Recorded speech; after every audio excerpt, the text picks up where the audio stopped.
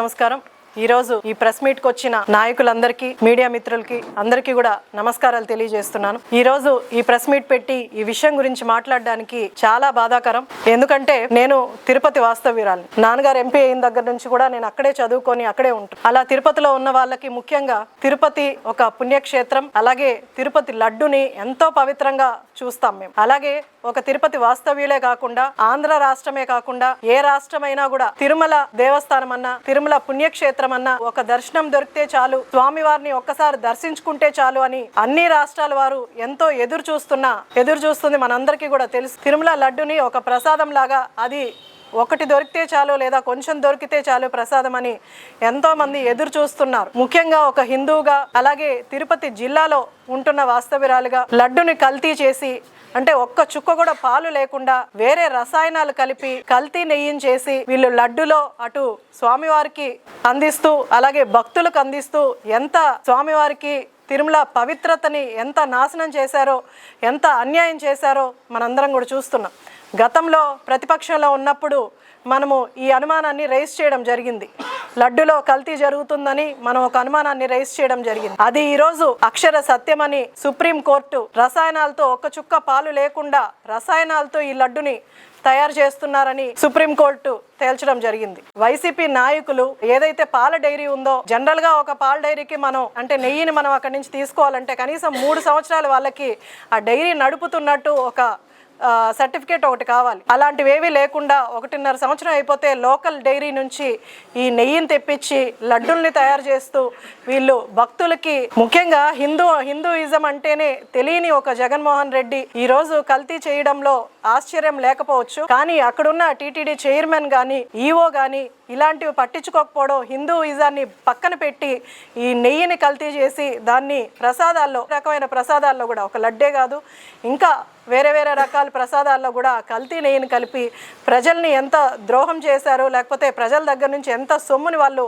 అన్యాయం చేశారో మనందరం కూడా చూసాం. దాంట్లో భాగంగా ఈరోజు కోట్లలో లడ్లుని వాళ్ళు ఇలాంటి రసాయనాలతో చేసినందుకు, ఇలాంటి కల్పన చేసినందుకు వాళ్ళని నిజంగా నోబెల్ కెమిస్ట్రీ అవార్డు ఇవ్వాల్సి. ఎందుకంటే మామూలుగా మనందరికీ తెలిసినట్టు పాలతోనే మనము నెయ్యిని తయారు చేసుకుంటే, అలా కాకుండా కెమికల్స్తో తయారు చేయొచ్చు అని కూడా వీళ్ళు మనకు కొత్త కెమిస్ట్రీని కూడా మనకు చెప్పదలుచుకున్నారు. దీంట్లో మొత్తం 1.61 కోట్లతో నెయ్యి కొనుగోలు చేస్తే అందులో 60 లక్షల వరకు కూడా నెయ్యి కల్తీ ఉన్నట్టు మనకు సుప్రీంకోర్టు తేల్చడం జరిగింది. అలాగే దీంట్లో 20.1 కోట్లు లడ్డూల్ని వాళ్ళు తయారు చేసినట్టు, ఎందుకంటే ఈ కల్తీ నెయ్యితో. అలాగే అర్హత లేని డైరీలకి, మామూలుగా 150 కోట్ల టర్న్ ఓవర్ ఉన్న డైరీలకి మాత్రమే అంత పవిత్రమైన లడ్డూని తయారు చేసే నెయ్యిని మనం అక్కడి నుంచి తీసుకోవాల్సిన పరిస్థితి.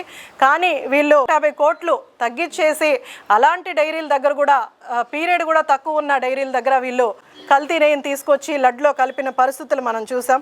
ఇలాంటి ఈ కుంభకోణంలో మొత్తం స్వామివారి నిధులు ఏవైతే ఉన్నాయో అవి 235 కోట్లు వాళ్ళు దుర్వినియోగం చేసిన పరిస్థితి మనం చూస్తున్నాం. అలాగే చిన్న అప్పన్న అనే అతను గతంలో వైవి సుబ్బారెడ్డి గారి దగ్గర చేస్తున్న పిఏ, అతని బ్యాంకులో 2019 నుంచి 24 మధ్యలో 4.69 కోట్లు అతని బ్యాంకు ఖాతాలోకి చేరితే అక్కడి నుంచి 24 కోట్ల వరకు కూడా వేరే ఖాతాల్లోకి, అంటే ఎవరి ఖాతాల్లోకి వీళ్ళు వేశారని నేను ఈరోజు వైసీపీ నాయకుల్ని ప్రశ్నిస్తున్నాను. అలాగే మేము ఏ తప్పు చేయలేదు, ఇది మనం తీసుకొచ్చినప్పుడు కల్తీ నెయ్యి అని, మేము ఏ తప్పు చేయలేదని మాట్లాడిన వాళ్ళు ఈరోజు ఏం సమాధానం చెప్తారో అందరు ముందుకొచ్చి ప్రెస్ ముందు వీళ్ళందరూ కూడా సమాధానం చెప్పాలని వాళ్ళని గట్టిగా డిమాండ్ చేస్తున్నాను.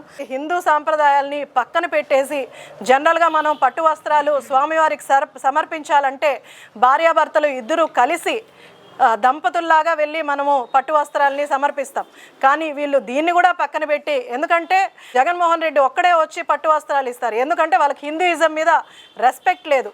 ఉంటే ఆడవాళ్ళు వచ్చి భర్తతో కలిసి మనకు పట్టు వస్త్రాలు స్వామివారికి సమర్పించాలి. మనం ఈవెన్ లోకల్గా మనం ఏదైనా పట్టు వస్త్రాలు గుళ్ళో సమర్పించాలన్నా సరే భార్యాభర్తలు ఇద్దరూ కలిసి వెళ్ళి ఎంతో పవిత్రంగా పట్టు వస్త్రాలను సమర్పిస్తాం. కానీ వీళ్ళకి అలాంటి ఏవి కూడా లేదు. జగన్మోహన్ రెడ్డి వెళ్తాడు, అవి పట్టు వస్త్రాలు కూడా కాదు, నకిలీ పట్టు వస్త్రాలు తీసుకెళ్తారు, సమర్పిస్తారు. ఎందుకంటే సీఎంగా అతను సమర్పించాలి కాబట్టి, ముఖ్యమంత్రిగా అతను సమర్పించాల్సిన బాధ్యతగా తీసుకోరు, అదొక పనిలాగా తీసుకొని తీసుకెళ్ళి సమర్పించేసి వచ్చేస్తారు. అంతేగాని హిందూయిజం అంటే ఒక రెస్పెక్ట్ కానీ లేకపోతే దాంట్లో ఒక నిబద్ధతను కానీ ఎప్పుడు కూడా వీళ్ళు చూపించింది లేదు, ఇప్పుడు కూడా చూపించట్లేదు. పరకామణిలో మనకు అంత అంటే మా దేవుడు హుండీలో మనం ₹1 వేసినా ఎంతో పవిత్రంగా ఆ హుండీని దండం పెట్టుకొని దాంట్లో మనం రూపాయి వేసినా ₹10 వేసినా మనం కలిగిన లాభాన్ని మనం కొంతవరకు స్వామివారికి సమర్పించుకుంటాం, ఎంతో భక్తితో సమర్పించుకుంటాం. అలాంటి భక్తితో సమర్పించే హుండీని కూడా దొంగతనం చేసి ఒక అతను దొంగతనం చేస్తే గత ప్రభుత్వంలో దాన్ని లోక్ అదాలత్ కింద పెట్టి అంటే చిన్న కోర్టులో దాన్ని సాల్వ్ చేసేసి అలాగే కప్పిపుచ్చేసిన పరిస్థితులు మనం చూసాం.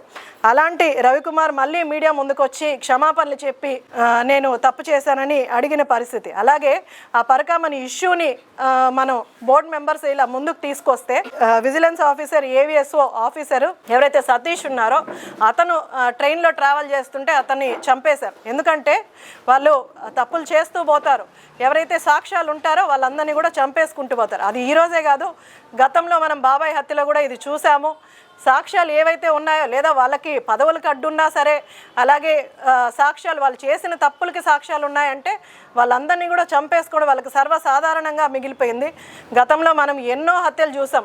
ఒక డాక్టర్ హత్య కావచ్చు, లేకపోతే బాబాయ్ హత్య కావచ్చు, అలాగే డ్రైవర్ సుబ్రహ్మణ్యాన్ని తీసుకొచ్చి ఈ డోర్ డెలివరీ చేస్తే ఒక ఎమ్మెల్సీ దాన్ని పట్టించుకోని పరిస్థితి. ఈరోజు మన కూటమి ప్రభుత్వంలో ఏదైనా తప్పు చేయడానికి నాయకుడు భయపడాల్సిన పరిస్థితి. ఎందుకంటే తప్పు చేస్తే ఖచ్చితంగా కూటమి నాయకులైనా సరే ఖచ్చితంగా చంద్రబాబు నాయుడు గారు కానీ అటు పవన్ కళ్యాణ్ గారు కానీ ఇటు లోకేష్ బాబు గారు కానీ ఖచ్చితంగా యాక్షన్ తీసుకుంటారు, శిక్షిస్తారు అని అందరిలో భయం ఉంటుంది. కానీ వైసీపీ నాయకులకు అలాంటి భయమే ఉండదు. ఎందుకంటే నాయకుడు ఎలాగో తప్పు చేస్తాడు, మనం చేసిన తప్పు దాంట్లోనే చెరిగిపోతుందని వాళ్ళకి ముందు నుంచి ధీమా ఉంది. ఇప్పుడు కూడా అదే దీంతో వీళ్ళు వెళ్తున్నారు. ఇప్పటికి నిజంగా వాళ్ళు తప్పు చేయకపోతే యాంటిస్ప్లేనరీ బెయిల్ ఎందుకు అడుగుతారు, లేకపోతే దీని గురించి ఎవరు మాట్లాడకూడదని కోర్టులో ఎందుకు వీళ్ళు అపీల్ చేస్తారు? నిజంగా తప్పు చేయకపోతే రండి, మీడియా ముందుకు వచ్చి సమాధానం చెప్పండి, మేము చేయలేదు, వీళ్ళు చెప్పిన ఆరోపణలు తప్పని ముందుకొచ్చి చెప్పాలి. ముఖ్యంగా తిరుపతి జిల్లా కింద వచ్చిన సూలూరుపేట నియోజకవర్గ నాయకులు ప్రజలందరి తరపున వైసీపీ నాయకుల్ని నేను గట్టిగా ప్రశ్నిస్తున్నాను. దీనికి ఖచ్చితంగా మీరు తిరుమల దేవస్థానానికి తిరుమల ప్రజలందరికీ కూడా గతంలో మీరు చేసిన ఈ కల్తీ నెయ్యి క్యామ్ ఏదైతే ఉందో దీనికి ఖచ్చితంగా క్షమాపణలు చెప్పాలి.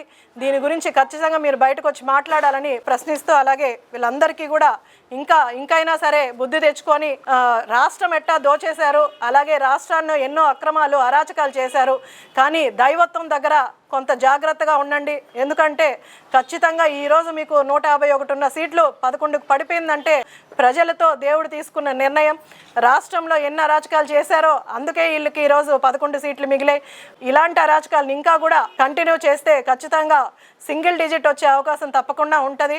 ఇంకా జగన్ ప్రభుత్వం పూర్తిగా భూస్థాపనం అవుతుంది. కాబట్టి ఇంకైనా జాగ్రత్తగా ఉండి ప్రజల దగ్గర మంచి పేరు తెచ్చుకోండి. దేవాలయాల్లో ఇలాంటివి స్కామ్లు ఏవైతే ఉన్నాయో ఇవన్నీ ఆపి పద్ధతిగా ఉండాలని అందరి వైసీపీ నాయకులందరినీ హెచ్చరిస్తూ సెలవు తీసుకుంటాం.